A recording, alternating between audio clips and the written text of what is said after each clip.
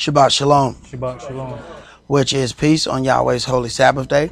Welcome to the observance of the last day of the Feast of Tabernacles. And as we go through these things, we understand that these holy days are not just days that we keep in some kind of ritual observance. These things actually have spiritual connection to the redemption of the children of Israel, the return of Christ, and the eventual setting of Israel in our own land. A lot of people find it amazing that the goal of salvation is not to go to heaven. The goal is to have peace in the land that you were given. All of our people were, all people were given a land.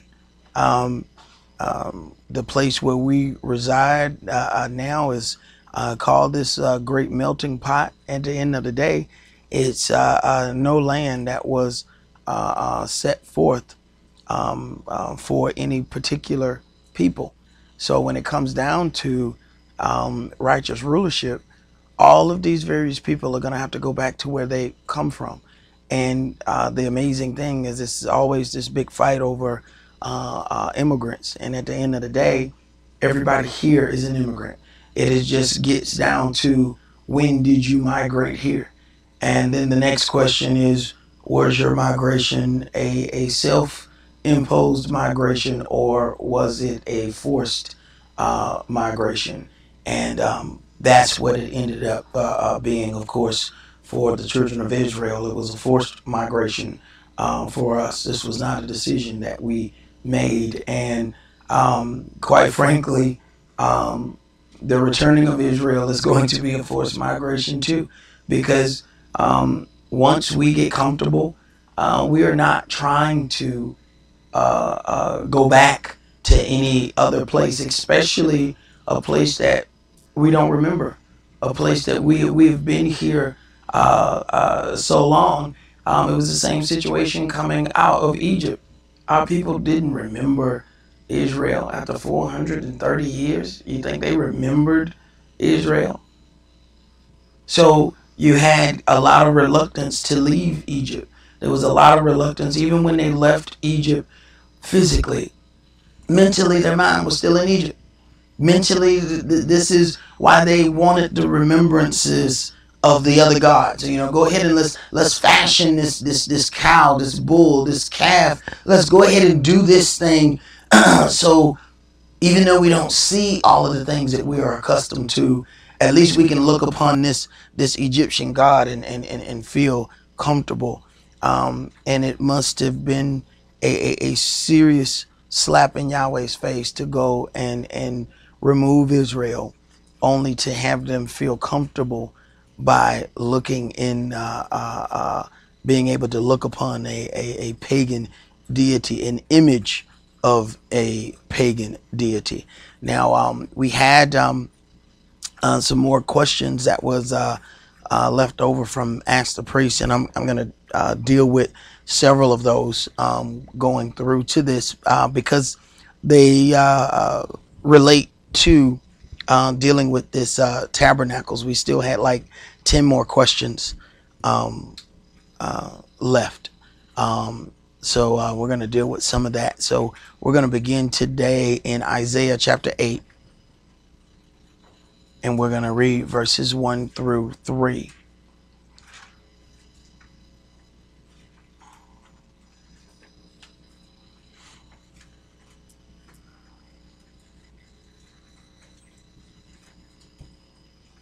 Isaiah chapter 8 and verse 1.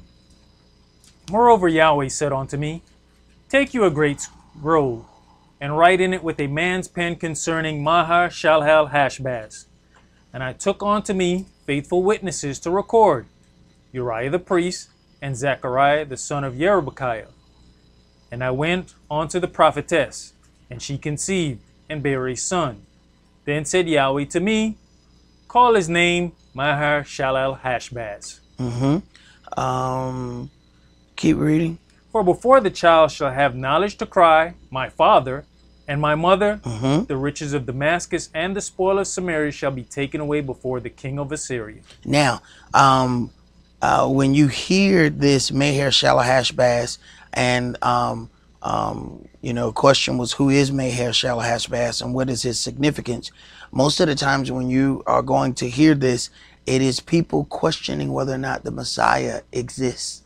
So when you hear it, you need to automatically know where they are going and why. Let's go to Isaiah chapter 7.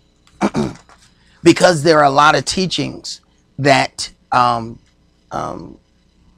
certain prophecies were fulfilled physically, so then that automatically erases certain other things. So and the amazing thing about that is people do not understand the part of natural fulfillment and spiritual fulfillment. Just like we have these days naturally, we fulfill these days naturally by going through these days. Spiritually, these holy days will be fulfilled in certain parts within the kingdom. So when you talk about the spiritual fulfillment of tabernacles, it is that millennium kingdom, this 1,000-year reign of Christ, where there's going to be peace on earth.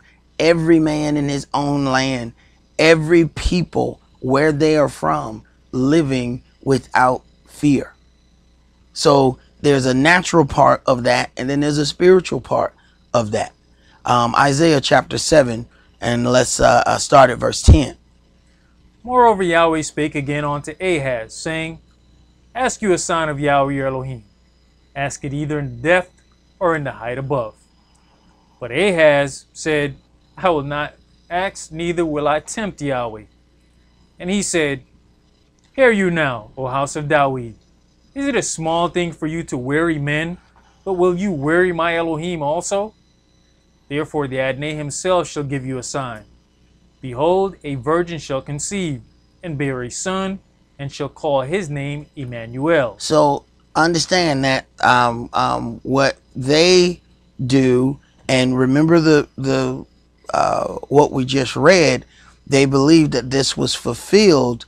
This thing was fulfilled in Meher Shalahashbaz. Go ahead. Butter and honey shall he eat, and he may know to refuse the evil and choose the good. For before the child shall know to refuse the evil and choose the good, the land that you abhorreth shall be forsaken of both her kings. And this is the part that they're dealing with. For before the child shall know to refuse the evil and choose the good, the land that you abhor shall be forsaken of both her kings. So they say, well, these things were already fulfilled, but not understanding the duality of prophecy. You end up leaving off a whole lot of things, just like the prophetic part that David's son would build an house. Naturally, that was Solomon. Spiritually, that was Christ. There were certain things that Solomon's building of the temple did fulfill. But it was also said that if he sinned, I'll chastise him with the stripes of men, but I will never take my glory away from him. He took it from Solomon. He said, this house shall stand forever. That house that Solomon built got knocked down. Solomon fulfilled the natural part of that prophecy.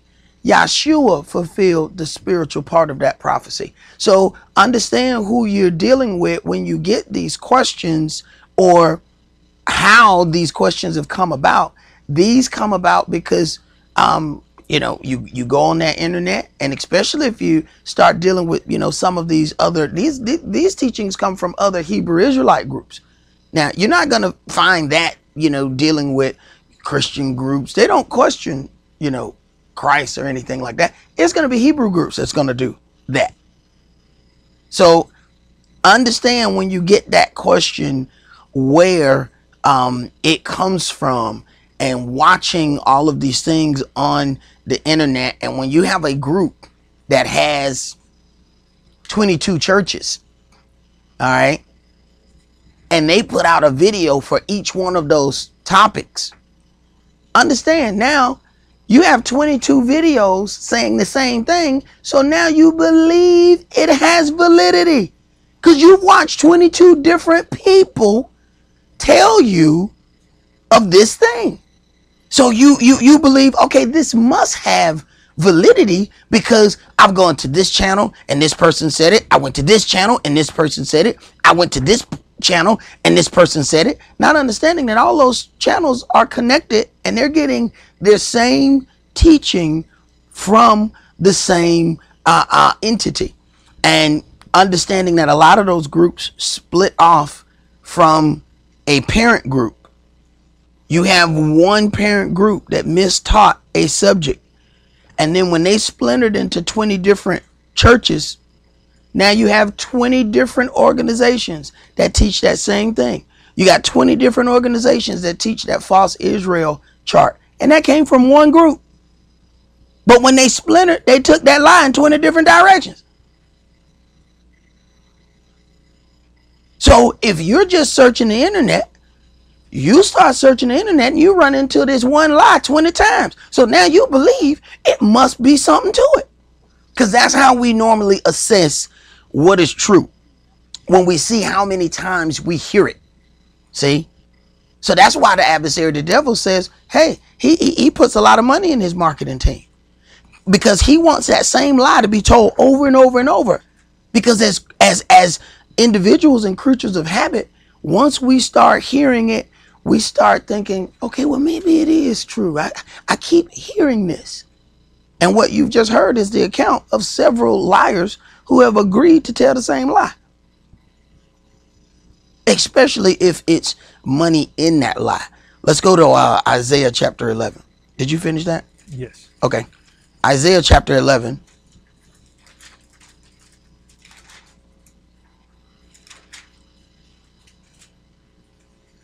And we're going to read verses 1 through 4. And there shall come forth a rod out of the stem of Jesse, and a branch shall grow out of his roots. When you look up the word branch, you find that it's saying descendant. So when you deal with, and this is how you have to deal with when you start stacking up things and dealing with the duality of prophecy. When you look up the things concerning Meher Shalahashbaz, and then you look up the things concerning what was said about this branch that was going to descend from Dawid, you find Meher Shalahashbaz didn't have 7 spears. So you, to have all 7 spears, you know what you got to be. Even the folks pretending back in the Christian church told us they caught the spirit and they took off running and they had a whole bunch of goo gobbly goo hollering. That was just one spirit they claimed. There's 7 spirits. This entity was going to have all 7. For you to have all 7, there's a reason why we got 7 golden candlesticks over there. If you got all 7, do you understand what that's saying? So anytime those people told us that they caught the spirit, our first question should have been, well, which one did you catch? Because there's 7 of them, you know. So this is a statement. Nobody else can claim this kind of power. Go ahead. And the spirit of Yahweh shall rest upon him. 1. The spirit of wisdom. 2. And understanding. 3. The spirit of counsel. 4. And might. 5. The spirit of knowledge. 6. And of the fear of Yahweh. 7. 7 golden candlesticks. 7 holy days. 7 days in creation. Yahweh has an order.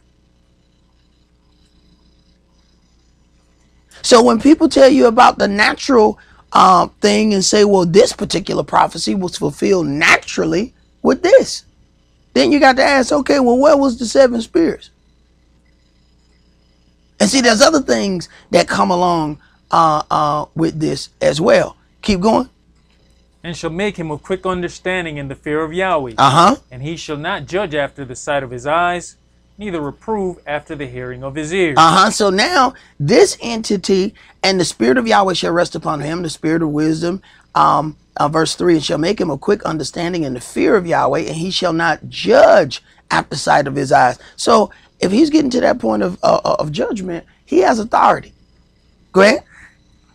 But with righteousness shall he judge the poor and reprove with equity for the meek of the earth. Right. So when they brought the woman that they said they caught in the act of adultery, he dealt with judgment righteously. Because he already knew it was a hypocritical trial, because they never brought any man. And he said, woman, where are your accusers? Well, go on your way, because neither do I accuse you. Go ahead. And he shall smite the earth with the rod of his mouth, and with the breath of his lips shall he slay the wicked. So understand there's two parts, just like there's duality in prophecy. There, with you have our God, King, High Priest role being played here, but those things are in different levels at different times. He did the priest role in offering up the lamb for the sins of the children of Israel, and that lamb was himself. So that was the first role. And this is why people are all into the, God is love and all of these things. But do understand, the second time he's coming back in the capacity of a king. Ain't nobody getting near him to try and sacrifice him. He has already taken care of that business. The next time when he's stained with blood, it ain't going to be his blood. It's going to be somebody else's this time. And this is what's going to throw people off. Because last time you had this meek person. Why? Because he was coming to be sacrificed. He ain't coming to be sacrificed this time. He finna do the sacrifice. Let's go to Revelation chapter 5.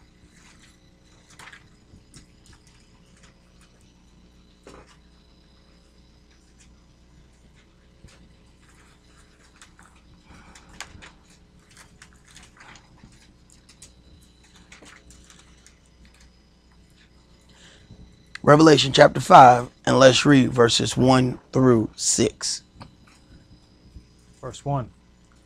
And I saw in the right hand of him that sat on the throne a book written within and on the backside, sealed with 7 seals. And I saw a strong angel proclaiming with a loud voice, Who is worthy to open the book and to loose the seals thereof? And no man in heaven nor in earth, neither under the earth, was able to open the book, neither to look thereon. And I wept much, because no man was found worthy to open and to read the book, neither to look thereon. And one of the elders saith unto me, Weep not. Behold, the Lion of the tribe of Yehudah, the root of David, has prevailed to open the book and to loose the 7 seals thereof. Right. And one of the elders said unto me, Weep not. Behold, the Lion of the tribe of Yehudah, the root of David. So we're talking about a physical descendant of King David.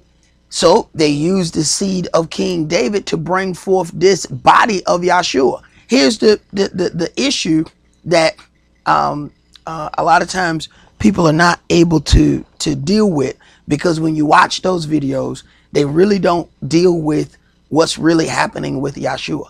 Yahshua was a carefully crafted box or ark, if you will, to hold the Spirit. So when you talk about what ended up happening at baptism, what took place? You saw the Spirit descending in the bodily shape of a dove. This was no longer the man, but that spirit that entered into that body. So that body could not be born through the regular means that the rest of us are born through. That body, as it is written, no man has the power to retain the Spirit. We might have the Spirit to do a job, but after that, the Spirit get away from you. See, a lot of people think they carrying the Spirit all day long, and the Spirit go home with them and go to work with them. And Spirit just ride in your car. No. The Spirit there to do a job, and then to leave you alone, because sooner or later you're going to run the Spirit away from you with some natural thing that you're going to do anyway. That's why he moved the tabernacle. He said, if I leave this tabernacle amongst y'all, I'm going to have to kill you, because you keep doing things that defile the tabernacle. So move the tabernacle over there. When you want to come deal with me, come over here. That way, when you off in your regular stuff, I won't have to kill you. for defiling my tabernacle. Now, if you come to the tabernacle, but don't deal with yourself the right way, then Yahweh say, hey, you fair game. So if you come out here and get yourself killed, why would you approach unto me without getting yourself together? I moved it from out in the midst of you for that reason, so you wouldn't accidentally get killed. Can you call it an accident if you walked yourself right up there, didn't sanctify yourself, didn't cleanse yourself, came any old kind of way and walked right up to Yahweh and get killed? Whose fault is that? That's your fault. He set the tabernacle separate for a reason. Go ahead. Verse 6. And I beheld, and lo, in the midst of the throne and of the four beasts, and in the midst of the elders, stood a lamb as it had been slain, having 7 horns and 7 eyes, which are the 7 spirits of Elohim sent forth into all the earth. So once again, we then hear about these 7 spirits. So when you go back to that Old Testament and people telling you that these things have been fulfilled, we start missing these parts of the 7 spirits. We start missing these parts of righteous judgment. See, the flesh can only teach the things of the flesh. So fleshly, this is the things that they throw out on the internet. And when you got 20,000 members or people to keep pushing those videos out, the rest of us start running into it and we think, oh, well, this must be right. Look at how many people telling it. Well, look how many people told you go to church on Sunday. Was that right? Go and tell your folks right now, Sunday ain't the Sabbath. See what they say to you. Now, these educated people, they got PhDs. They've been in school longer than you. But they can't comprehend that Sunday is not the Sabbath. Why? Because they've been hearing the same thing for so long. In their mind, they cannot believe that that's not true. See, that's why we have to be deprogrammed and reprogrammed. Because a whole lot of that stuff that we got along the way was the adversary, the devil, trying his best to taint your path. And it is unbelievable to us that we could be tainted with knowledge. But understand, how did he taint us in the beginning? With knowledge. Go ahead and eat from that tree.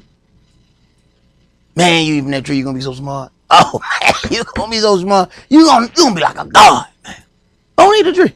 Go and eat from it. Go ahead. You know, it was another tree. The one where you were going to live forever. You notice he didn't try to get you to eat from that one. Now, see, that's a real slick devil. Because he know that knowledge one we're going to kill you. Because ain't nothing worse than trying to teach somebody who think they already know. Now, he could have easily said, go eat from that tree of life, and you're going to live forever. He didn't tell us to eat from that one. He tricked us into eating from the other. And there was a knowledge that brought all this in. Because see, knowledge is supposed to be had on a gradual basis. It's not normal that a 5-year-old start doing calculus. That's not normal. That's not there's something desperately different about a child who at 5 years old can do calculus, because learning happens at a gradual stage. And that's exactly what Yahweh expected of us. We were going to gradually learn the rules and regulations of how to carry ourselves and what to do. The adversary said, no, give it all to them right now. And they're going to kill themselves with it. There's a reason why they say you can't own a weapon until you're 21. Get that same weapon to a 5-year-old and see what happens. It's the same weapon that the 21-year-old got. What's the difference? 21-year-old got sense enough to know not play with it. Maybe. He should have the physical wherewithal that, hey, a 5-year-old will get the gun and point the gun directly at their face and be looking at it. Because they don't have the wherewithal to understand the power of what they have in their hand. Well, Yahweh tried to protect you the same way. But we can't wait. We got to have it. And we get it from anywhere and anybody. My elder used to tell me, be careful how you hear what you hear. But we'll listen to anything on the internet. Anybody talking? Let's see what they got to say. And they dropping cyanide in your ear. Psst, psst. Then you go away with bits and pieces of that poison and take it with you. Did we finish that, bro? Yes. All right, let's go to Jeremiah chapter 33.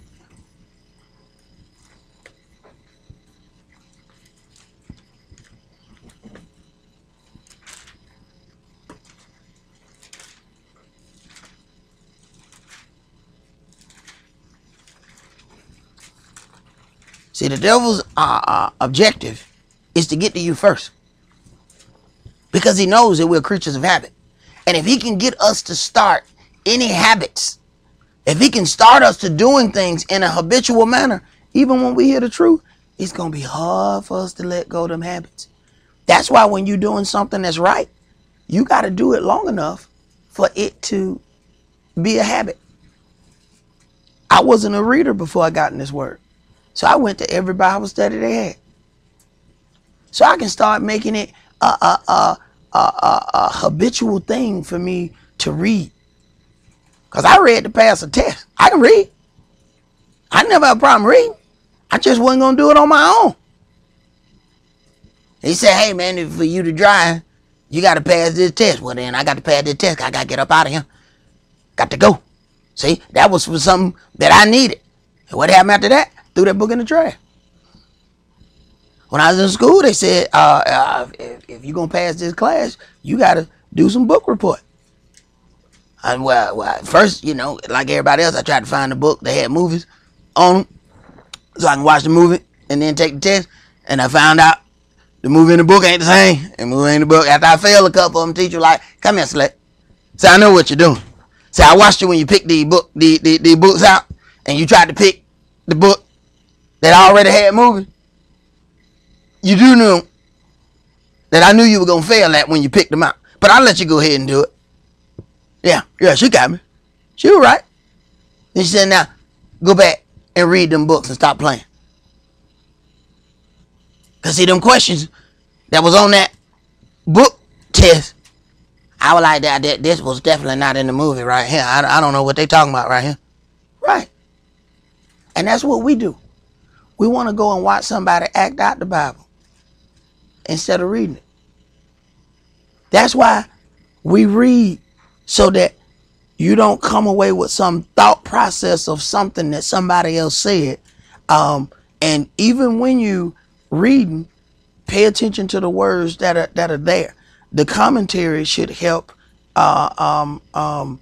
bring out what's in the scripture. What I've noticed from a lot of teachers is their commentary actually goes against the very thing that they're reading. I've watched camps read the thing about baptism while saying that there's no such thing as water baptism. And they're actually in the scripture that proves water baptism. But what happened? You listen more to the person that's talking and not paying attention to the words that they were supposed to be reading from. Jeremiah chapter 33, and let's start out. We're going to read verses 14 through 16.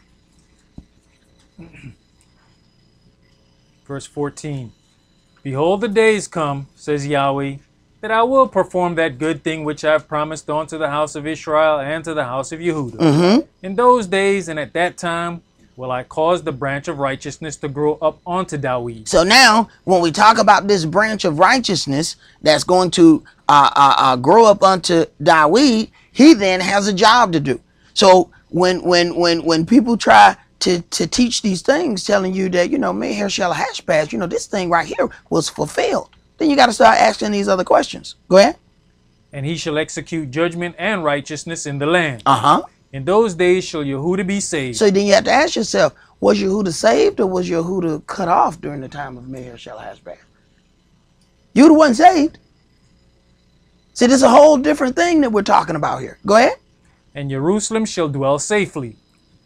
And this is the name wherewith he shall be called, Yahweh our righteousness. So we then have to even deal with the fact that there's absolutely no safe dwelling in Jerusalem even to this day. This is how you know the children of Israel have not returned home. There is no peace whatsoever in Israel. None. Let's go to Zechariah chapter 3.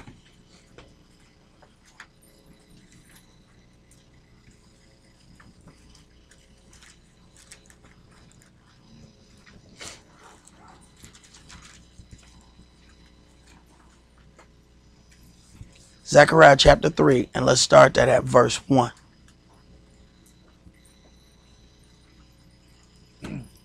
And he showed me Yahshua the high priest standing before the angel of Yahweh, and Satan standing at his right hand to resist him. And we know that as soon as Yahshua received his baptism and then went into fasting, here comes Satan right there immediately to resist him and start tempting him with things as he knew he was hungered because of the fast. He then start trying to get him to perform miracles, turn this stone into bread, knowing that he was hungry.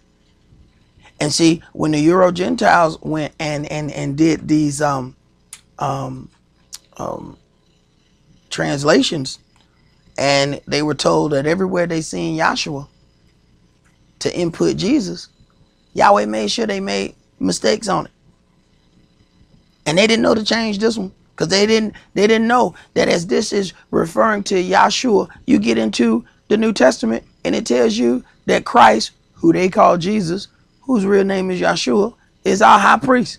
Yet we sit here and still read in the Old Testament about Yahshua the high priest. Yahweh know what he doing.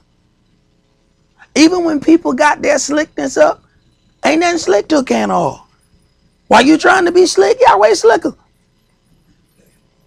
Go ahead. Verse 2. And Yahweh said unto Satan, Yahweh rebuke you, O Satan. Even Yahweh that has chosen Jerusalem rebuke you. Is not this a brand plucked out of the fire? Now Yahshua was clothed with filthy garments and stood before the angel. So you have Yahshua that must first be sacrificed. Then you have the restoration of Yahshua and understanding of when it is something that needs to be done in that holy place, you have to have a certain garments on. Go ahead. And he answered and spake unto those that stood before him, saying, Take away the filthy garments from him. And unto him he said, Behold, I have caused your lawlessness to pass from you, and I will clothe you with change of raiment. Right. So when the priest goes in to make that sacrifice for the children of Israel, and he does all of these holy things, he then has to change that raiment so he doesn't sanctify the people with his garments after he's done those things. He put on another set of clothes. See, people be reading, but they don't know what they be reading. Go ahead. And I said, Let them set a fair mitre upon his head. So they set a fair mitre upon his head and clothed him with the garments. Right. They put a crown of thorns on his head to mock him. They didn't really know what they were doing, but they were fulfilling prophecy. See, this is why I tell people about being nasty. You think you being mean and nasty and doing something, you might be fulfilling exactly what the scripture says concerning you. Go ahead. And the angel of Yahweh stood by. And the angel of Yahweh protested unto Yahshua, saying, Thus said Yahweh of hosts, If you will walk in my ways, and if you will keep my charge, then you shall also judge my house, and shall also keep my courts, and I will give you places to walk among these that stand by. Right. So when you start talking about these things, you have the natural fulfillment of these things, and then you have the spiritual fulfillment of these things. This is why when Christ was on the scene, they said, Are you come at this time to restore the kingdom unto Israel? He says, Not for you to know the times and the seasons which the Father has reserved unto himself. In other words, none of your business. Go ahead. Verse 8. Hear now, O Yahshua the high priest, you and your fellows that sit before you. For they are men wondered at. For behold, I'll bring forth my servant the branch.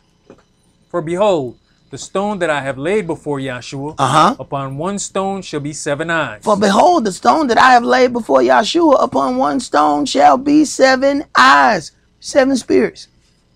Here we go. The same thing. Yahweh does the same thing over and over. Go ahead. I will engrave the graving thereof, says Yahweh of hosts, And I'll remove the lawlessness of that land in one day. Uh-huh. In that day, says Yahweh of hosts, shall you call every man his neighbor under the vine and under the fig tree. Right. In that day, if every man, his neighbor is called under the vine and under the fig tree, that means they get to enter into their own land. See, it's all of these things that are missing. See, when people start dealing with those things, you have to deal with natural versus spiritual. And everybody's still spread all over the world. You have people that have been born in places, and when you ask them their nationality, they actually think that that's their nationality because they say, hey, this is the nation I was born in. That ain't where your folks from. I mean, we can clearly see that if a Chinese man is born here in America. If they ask him his citizenship, he's an American. But you know he's Chinese, right? But he's still American. Because it's the way he was born. But that's not his ethnicity. See, there's a difference between your nationality or where you stay, the nation that you come, or the nation that you were born in, versus the ethnic group that you belong to. And you always say everybody gonna go back their own land.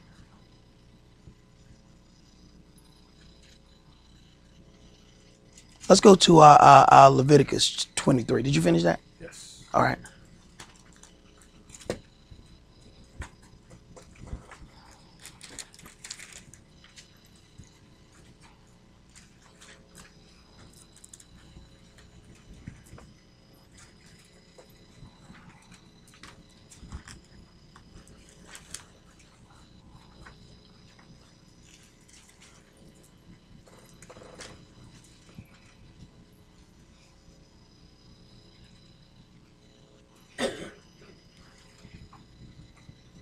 Leviticus chapter 23 and verse 34. Speak unto the children of Israel, saying, the 15th day of this 7th month shall be the Feast of Tabernacles for 7 days unto Yahweh. On the first day shall be an holy convocation. You shall do no servile work therein. 7 days you shall offer an offering made by fire unto Yahweh. On the 8th day shall be an holy convocation unto you, and you shall offer an offering made by fire unto Yahweh. It is a solemn assembly, and you shall do no servile work therein. And we know that servile work is work that you get paid for. So Yahweh causes this last holy day that to be a week. You have all of these things going on. It begins with a Sabbath and then ends with a Sabbath. So you automatically get the natural connotation of tabernacles as being the ending. It happens. It is the last holy day of this year. So when you deal with that spiritually, tabernacles has to be the last thing that's spiritually fulfilled. So these things we're actually going through somewhat of a practice for the righteous things that we're supposed to take part in. Let's go to Zechariah chapter 14.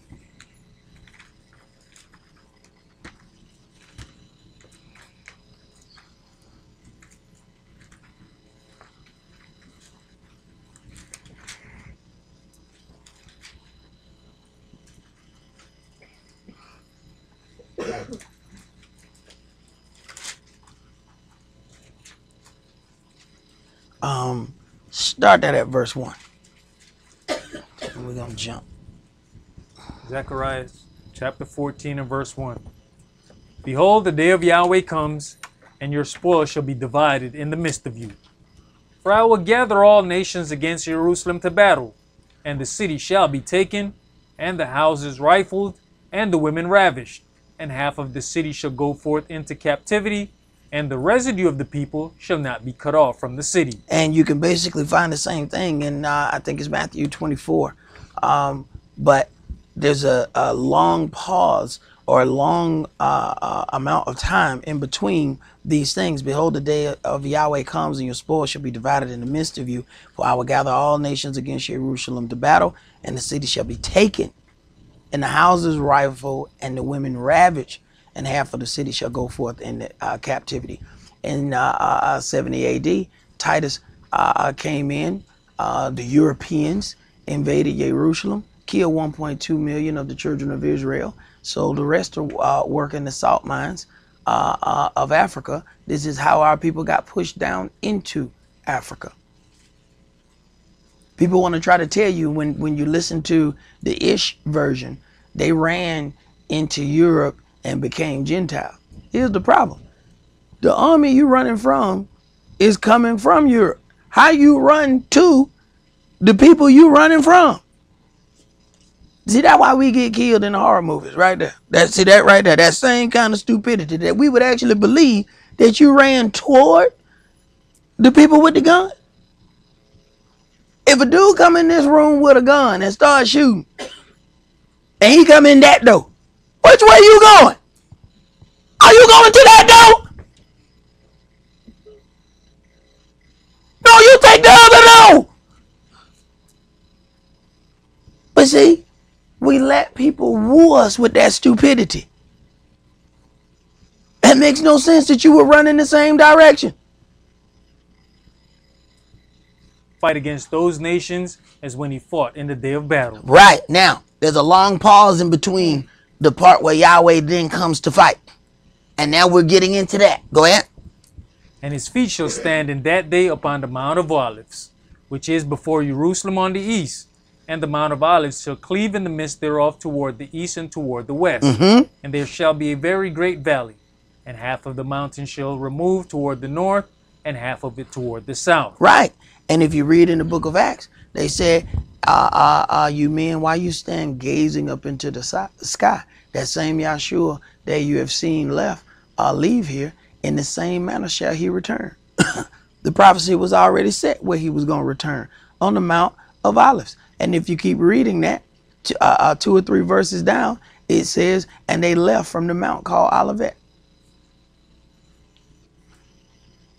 Go ahead. And you shall flee to the valley of the mountains, for the valley of the mountains shall reach unto Azal. Yes, you shall flee, like as you fled from before the earthquake in the days of Uzziah, king of Yehudah. And Yahweh my Elohim shall come, and all the saints with you. And it shall come to pass in that day, that the light shall not be clear nor dark, but it shall be one day which shall be known to Yahweh, not day nor night. But it shall come to pass that at evening time it shall be light. Jump to verse 9. And Yahweh shall be king over all the earth. In that day shall there be one Yahweh, and his name one. Right. So now a righteous governmental system will be set up on the earth, and the holiest city, the capital of the earth, will be the holy city. Everything is going to proceed from there. That means including how they do business, all of the wickedness and the things that they put in food to make it have long shelf life and do all of these things. And now all of a sudden, everybody got some kind of cancer.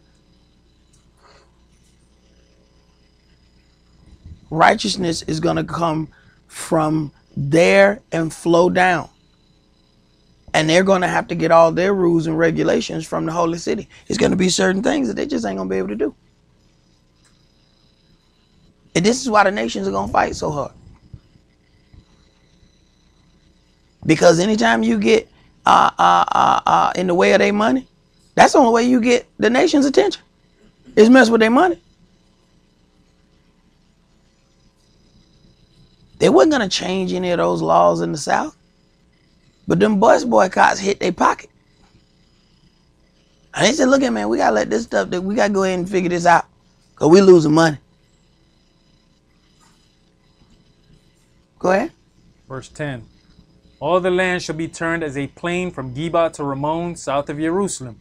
And it shall be lifted up and inhabited in her place, from Benjamin's gate onto the place of the first gate, onto the corner gate, and from the tower of Hananeel onto the king's wine presses.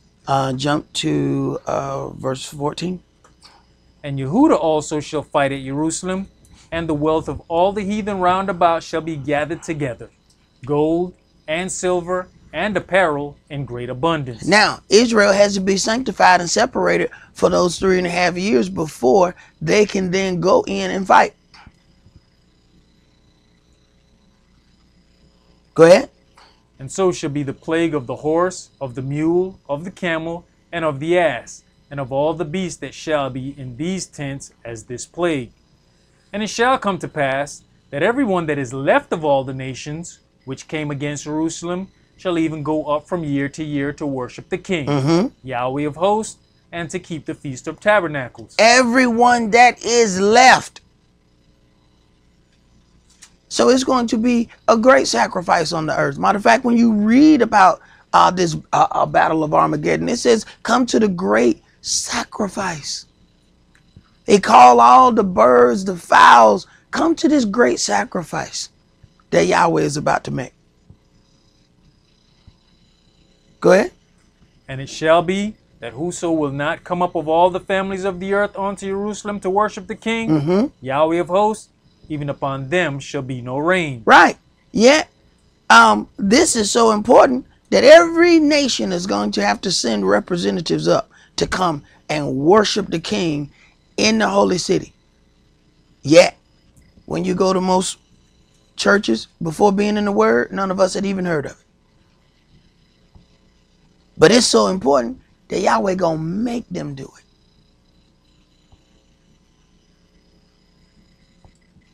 But why should he have to make you do it? See, that's something that he should have to do to the other nations, not to us. We shouldn't let anything get in our way to keep these holy days. Go ahead. Zechariah chapter 14 and verse 18.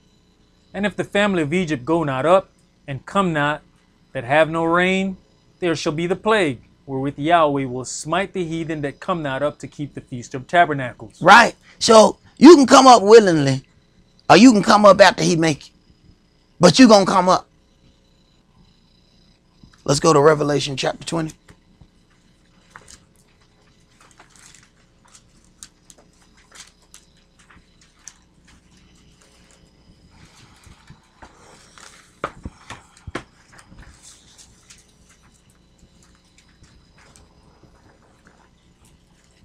Revelation chapter 20, and let's read verses 1 through 7.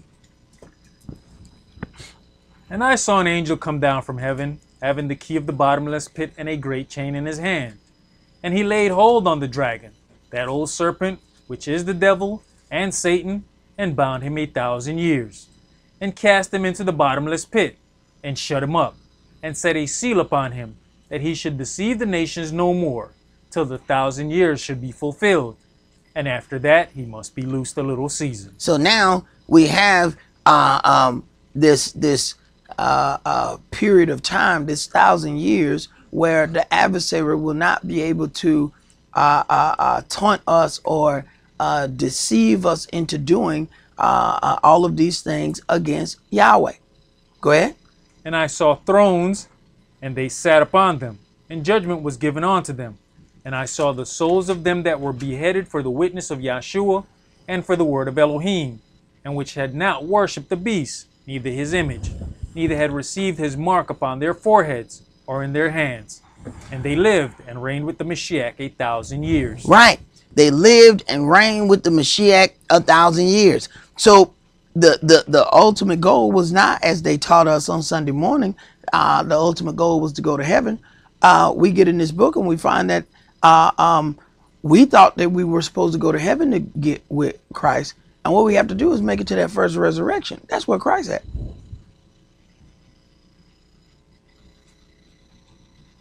They done taught us all these years that we were supposed to be going to heaven, not knowing, hey, he coming out of there. You trying to go to somewhere and he coming out. Devil's late. Go ahead. But the rest of the dead lived not again until the 1,000 years were finished. Right. So all of these people who believe that they were going to heaven as soon as they died, they just sleep. And when you sleep, you have absolutely no knowledge or recollection of any time whatsoever. This is why one of the first things that we do when we wake up is look for a clock. You don't know if you've been asleep 20 minutes or 4 hours. You have no idea whatsoever. Go ahead. This is the first resurrection. Blessed and holy is he that has part in the first resurrection. On such the second death has no power. But they shall be priests of Elohim and of the Mashiach, and shall reign with him 1,000 years. And when the 1,000 years are expired, Satan shall be loosed out of his prison. Right. Satan shall be loosed out of his prison after those 1,000 years. And then we have the situation where the rest of the people are then resurrected.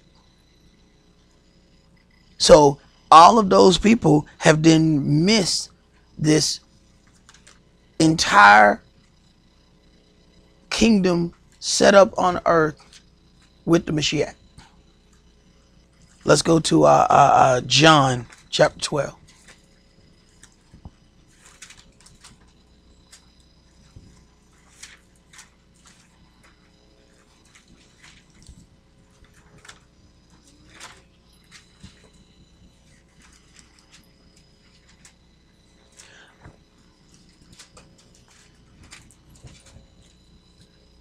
John chapter 12.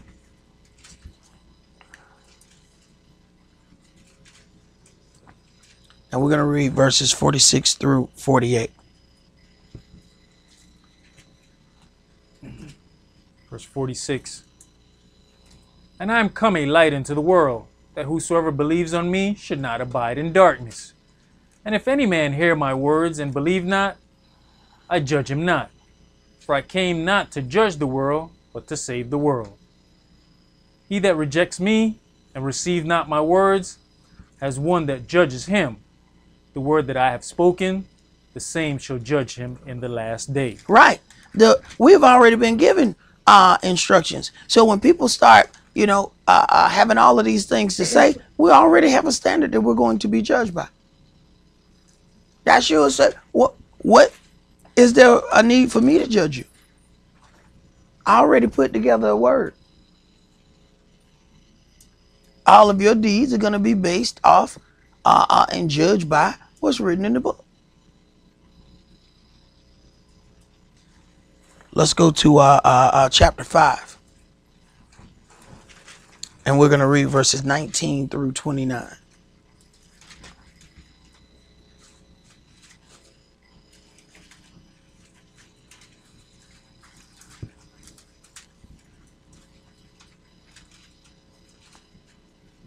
Yohanan chapter 5 and verse 19. Then answered Yahshua and said unto them, Verily, verily, I say unto you, the Son can do nothing of himself, but what he sees the Father do. For what things soever he does, these also does the Son likewise. As just like it is here on earth. You have people that say, do this or say, do that, but your kids watch you do something else. That's what they're going to do.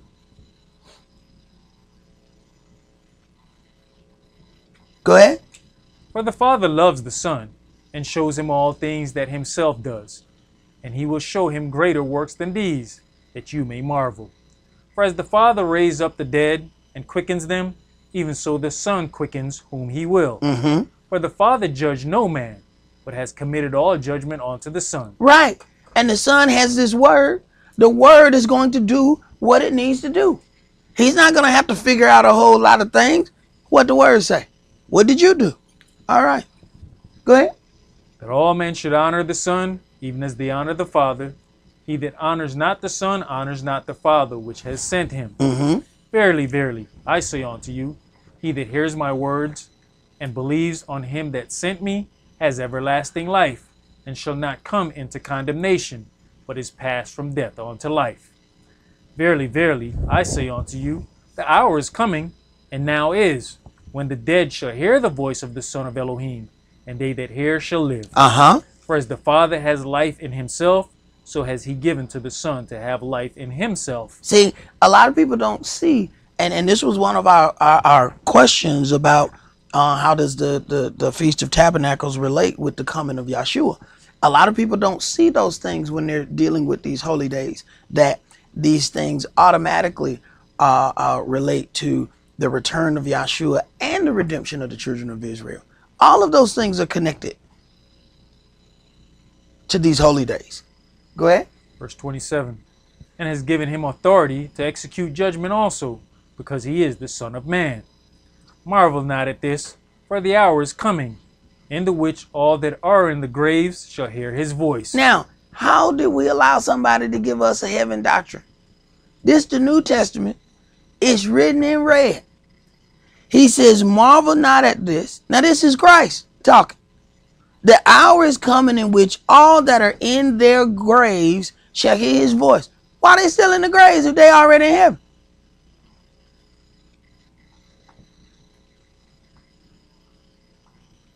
See, this is when, you know, somebody read one line and the next line prove that they're a liar. And then they start hollering, wah! Wah! And then you stop looking at the book. This how they throw you off the truth. They read line 27. Uh-oh, I'm exposed on line 28. Wow! Then y'all start looking over it. What are they doing? Wow! And start taking out running. And you looking at them run all over. He go to prove they're alive. Just look back down. Look back down. Look back down. All that stuff gets your attention off what it's supposed to be on. Look back down. Go ahead. And shall come forth they that have done good unto the resurrection of life, and they that have done evil unto the resurrection of damnation. Now, why they don't teach that in church? They said there's no way you can lose your salvation. The New Testament says otherwise. Not just the New Testament. Christ says otherwise. He said it's two resurrections. You ain't got to go all the way to Revelation to read it. He said it himself. It's two resurrections. One of life, one of damnation. So how do you get the doctrine? There's nothing you can do to lose your salvation. That comes from the adversary, the devil. Anybody that wants you to just be happy and believe that ain't nothing you doing gonna harm you, that person don't love you. Anybody tell you, look, don't worry about it, go out, spend all your money, don't worry about what you got to do, what bills is due, that person don't love you. They try to make you homeless.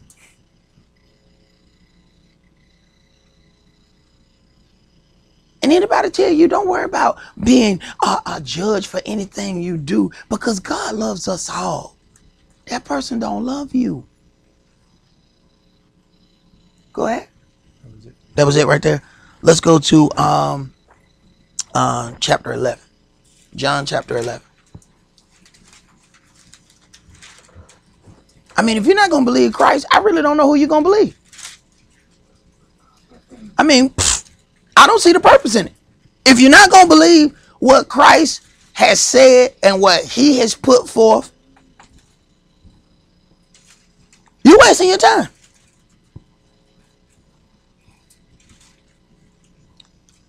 Yohanan 11, and let's start that at verse 11. We're going to read that from 11 to 27. These things said he, and after that he says unto them, Our friend Lazarus sleeps, but I go, that I may awake him out of sleep.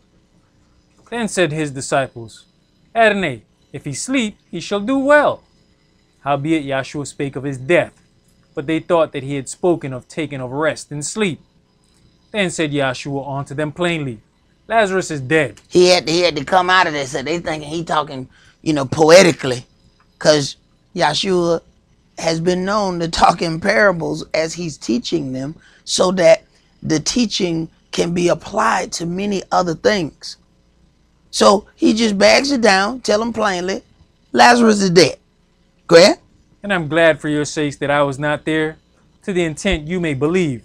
Nevertheless, let us go on to him. Then said Thomas, which is called Didymus, unto his fellow disciples, Let us all go, that we may die with him.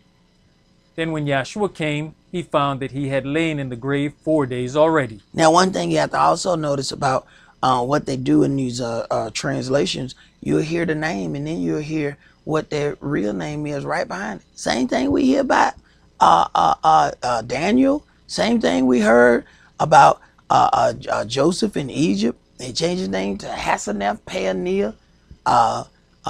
One Belteshazzar, Shadrach, Meshach, and Abednego. All these are names that the heathen gave them. This is not their name. And they did the same thing when they was dealing with this book. You'll find Paul, real name is Saul. Peter is Cephas. They make the names fit their culture, so later on they can give you an image that looks just like their people. If I change this name here and it says, then said Thomas, and I just changed that name and I said, then said Bob, later on I'm able to give you a picture what Bob gonna look like. You know what a Bob look like? See? This how you change the culture. You first change the name. Names automatically fit culture. If I put Muhammad right there, when I give you a picture, what you gonna expect him to look like? A Middle Eastern man, right? See? So changing the name is directly related to changing the ethnicity of the people involved. There's a reason why they change these names. Go ahead. Verse 18. Now Bethany was near unto Jerusalem, about 15 furlongs off. And many of the Yehudis came to Martha and Miriam to comfort them concerning their brother. Then Martha, as soon as she heard that Yahshua was coming, went and met him. But Miriam sat still in the house. Then said Martha unto Yahshua, Adonai, if you had been here, my brother had not died. But I know that even now, whatsoever you will ask of Elohim, Elohim will give it you. She said if you had been here, he wouldn't have died. The same thing Yahshua ended up saying to the other brother. I'm glad I wasn't there. To the intent that y'all might believe. Go ahead. Yahshua says unto her, your brother shall rise again. Because they know one thing, if he was there, he would have done something before it happened. But certain things, and that's what we try to do in our lives. We want to keep everything from happening. But there's certain growth things that you're going to have to let some things happen for you to actually grow. You're trying to stop everything, but you ain't going to be able to stop everything. If you do, you're not going to get the growth that you're supposed to get from it. You think you can avoid every problem.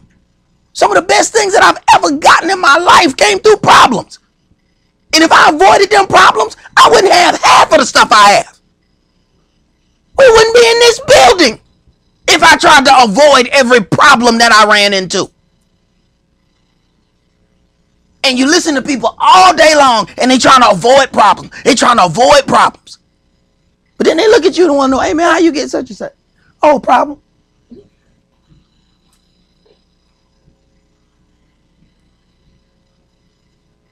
How we got this building? One of the ways, IRS came looking for me. I hadn't filed taxes in over 11 years. I was like, oh man, IRS finna get me. Oh, but I'm stressing out. Iris came out of nowhere. And she a bad girl, boy. She a bad girl. Iris running from me and I'm running from Iris. Iris finally caught up to me. I said, oh, I'm done.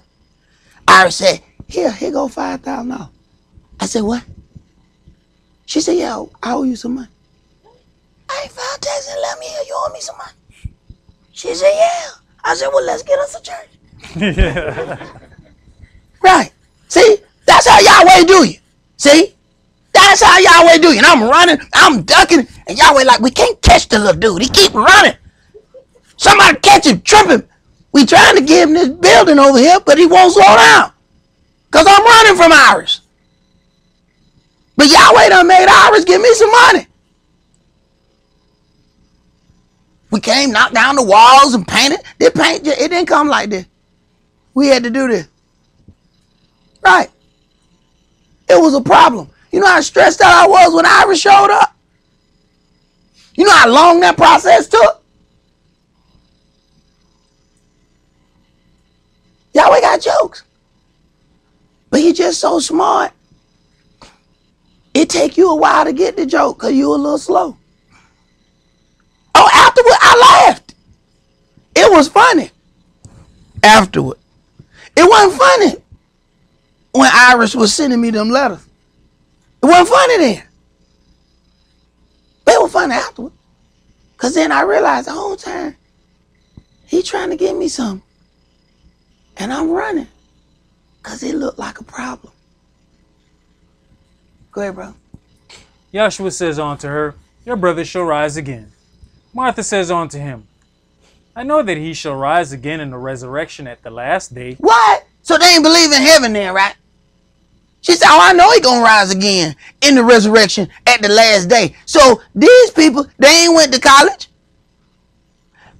How is it that all these people knew about the resurrection? None of these people are talking about heaven, but our PhD having theologians, theologians, they all heaven this and heaven that. And the people been going to church 30, 40 years. Oh, I know they looking down on us right now. From where? They in the clouds. I don't see them rain in them clouds. Right. See, that make us feel good, real warm at night to believe that our loved ones in heaven. But it's a very simple answer. They sleep.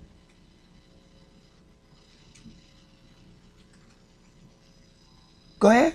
Verse 25. Yahshua said unto her, I am the resurrection and the life. He that believes in me, though he were dead, yet shall he live. And whosoever lives and believes in me shall never die. Believeth you this? He says, I am the resurrection. Go ahead. She says unto him, Yes, Adonai, I believe that you are the Messiah, the son of Elohim, which should come into the world. Right.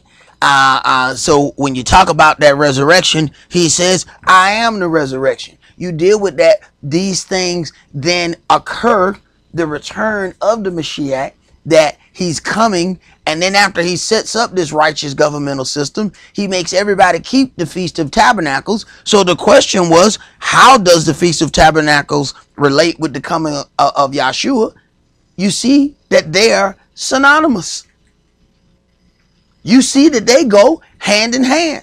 But the people who say they love Christ, they don't know anything about the Feast of Tabernacles. And they are directly related. But you claim that this is who you love and this is who you want to be with. So how is it you never kept the tabernacles then?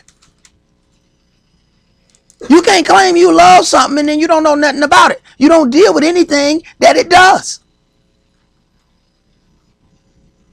These holy days are a joy in Yahweh's heart. And the adversary of the devil makes sure you wouldn't know nothing about it. He made sure you spent all your money on December 25th. He made sure that you would be broke following some paganism. We start saving in June so we can buy stuff in December. And sometimes we charge the stuff in December and it's to June before we finish paying for it. Only to turn around and get back in debt again for some more paganism. But you ain't never heard of these things.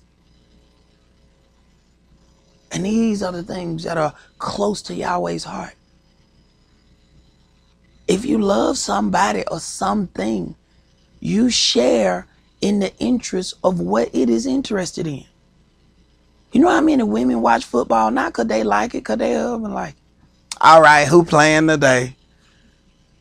They don't really want to watch football, but after so long, they start picking it out. Okay, who this team is right here?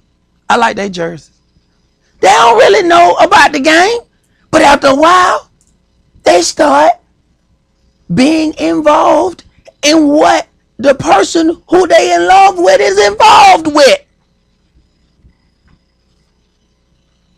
Likewise, you find brothers that might go to an orchestra. And brothers like, I don't know. The only thing I like is that bass drum. I don't know nothing about the rest of this. But if that woman interested in that, and she keep talking about it, eventually, all right, I guess we'll go to the orchestra song. All right. Before you know it, he into it and hiding it from his friends. Brother, you look now, man. Don't look at this. Don't look. That's my girl stuff. Stop. Don't look at this. Don't be ashamed. If you are in a relationship with somebody, y'all supposed to at some point share some common things. There's some things that you might not have been dealing with or that you might not deal with on the regular. But because of them, you start looking into it. How we going to claim to love Yahweh and we don't do nothing that he loves?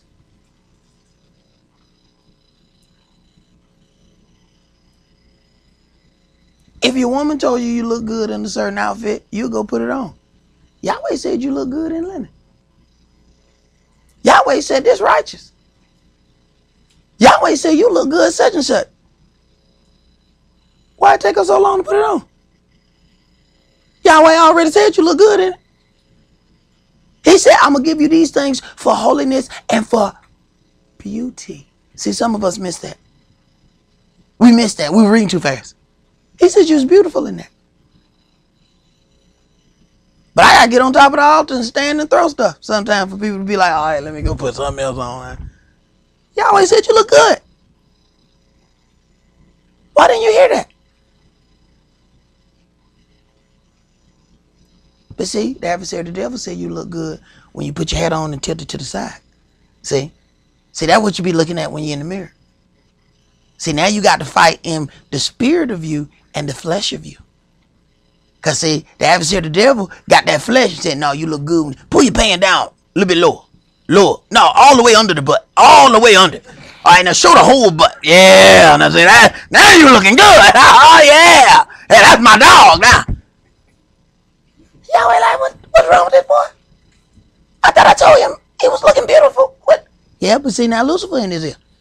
Lucifer told him, no, you got to drop that pants way down to your knee. You ever seen the cat had a belt on? I seen the cat had the pants so low, he needed the belt on, but the belt was around his thighs, and he can barely, he walking like a duck, And then he do wonder why the police catch them every time.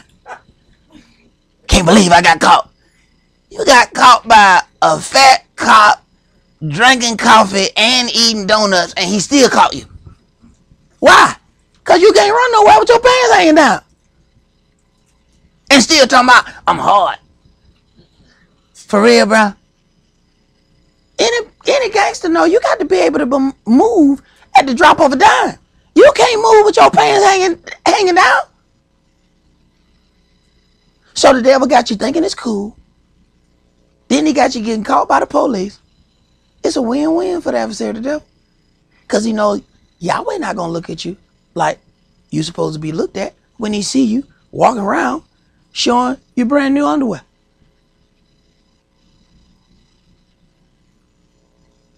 Go ahead, brother. You finish that? Yeah, that was the end of it. Let's go to 1 Corinthians chapter 15.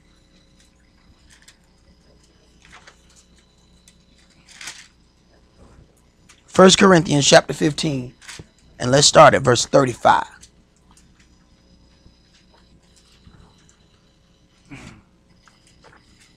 Verse 35. But some man will say, how are the dead raised up? And with what body do they come? And this was another one of our questions last night. Go ahead. You fool, that which you soweth is not quickened except it die. And that which you soweth not that body that shall be, but bare grain. It may chance of wheat or of some other grain. In other words, it has to change forms. Okay? It's not the same. You don't plant a seed and you just get a bigger seed. It has to change into something else. You are supposed to grow and evolve and change into something else. You are not supposed to be the same as when you showed up. But we are such creatures of habit. Anytime there is some progress or some change, we fight change. And it's the change, which is the growth, which is what Yahweh wants. Go ahead. But Elohim gives it a body as it has pleased him, and to every seed his own body. All flesh is not the same flesh, but there's one kind of flesh of men, another flesh of beasts, another of fishes, and another of birds. There are also celestial bodies and bodies terrestrial, but the glory of the celestial is one, and the glory of the terrestrial is another. And that was our question. So if you will, go to the next graphic, and you'll see the definition of celestial, which is epuranios, which is Greek, G1909, and it is above the sky or a heavenly. So when it says celestial, then it's then referring to a heavenly body. Okay. Then Go to the next graphic after that, and you get terrestrial, which is epigeos, which is G1919, and is earthly, in earth, or terrestrial, worldly.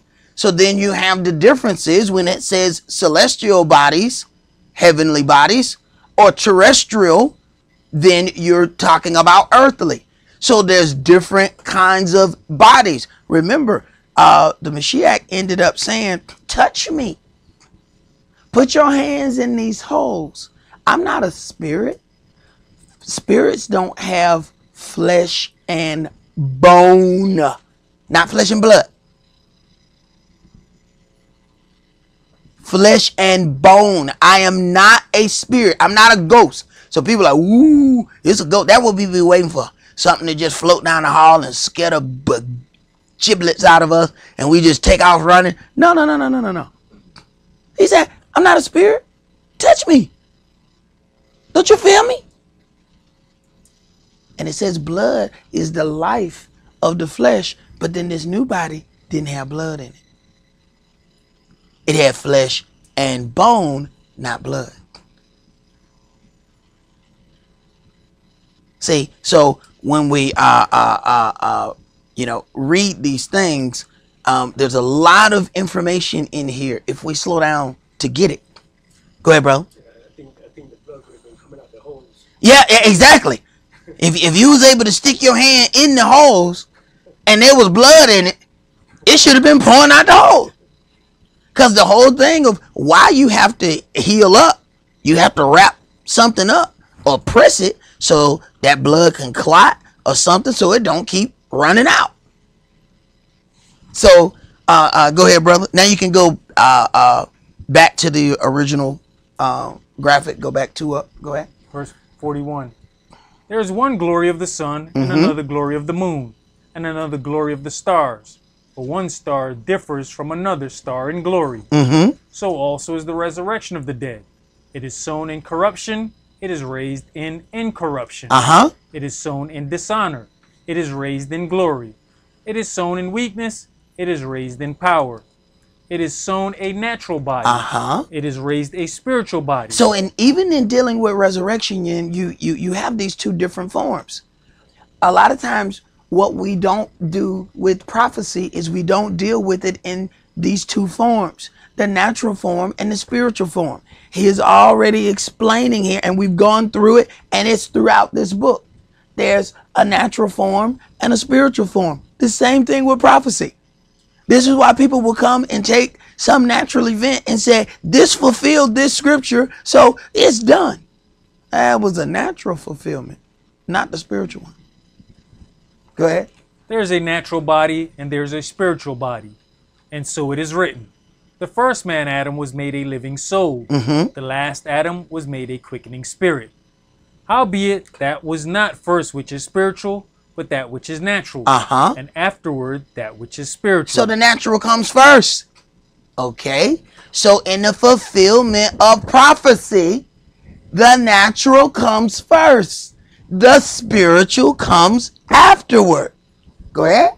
The first man is of the earth, earthy. The second man is the Adonai from heaven. As is the earthy, so are they also that are earthy. And as is the heavenly, such are they also that are heavenly. And as we have borne the image of the earthy, we shall also bear the image of the heavenly. Now this I say, brethren, that flesh and blood cannot inherit the kingdom of Elohim. Flesh and what? Blood. Okay. Neither does corruption inherit incorruption. Behold, I show you a mystery. I show you a mystery. Pay attention. We shall not all sleep, but we shall all be changed. In a moment, in the twinkling of an eye, at the last trump. At the last trump. See, it's those trumpets that bring forth all the judgment and all the things upon the earth, and it is complete at the seventh. So at the last trump, go ahead. For the trumpet shall sound, and the dead shall be raised incorruptible, and we shall be changed. Right. So the dead are going to be awakened.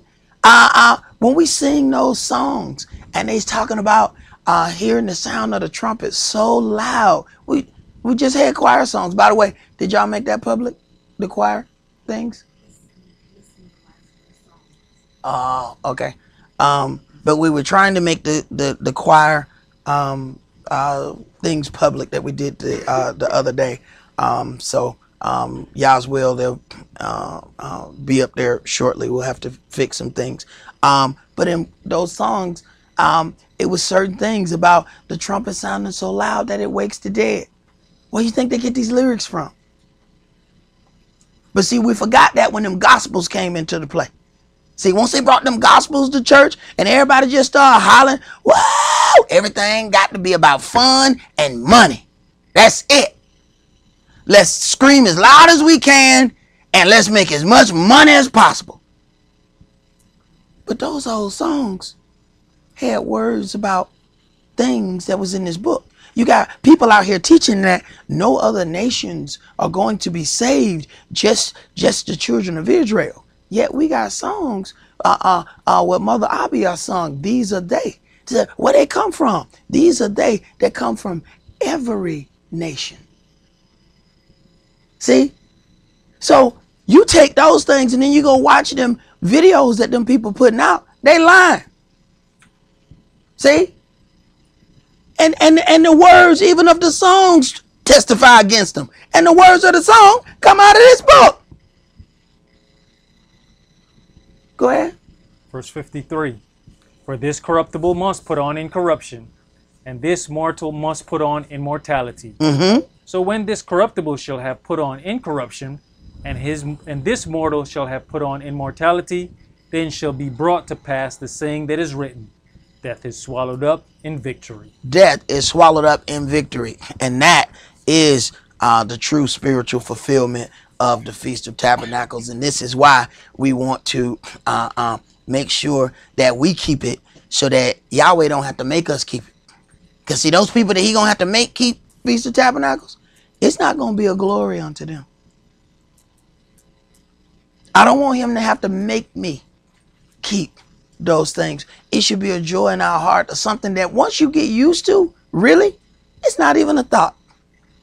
It's not even a question of whether or not I'm going to show up for Sabbath service. That ain't no question no more in my mind. It's not a question whether or not once it gets a certain time on Friday, I stop taking calls. I got stuff it's already set I'm going to do. Because once you've done it for so long, it's not a question anymore in your spirit. It's not a question anymore in your mind. This is where I'm going to be. This is what I'm going to be doing. Unless, you know, some major incident happened. This is what I'm going to be doing. And that's the way these things should be inside of us. Because the last thing we want is for Yahweh to have to do to us what he's going to have to do to those nations and make them keep his holy feast. That's all that we're going to do for tonight. Enjoy your feast. Shabbat shalom. Shabbat shalom.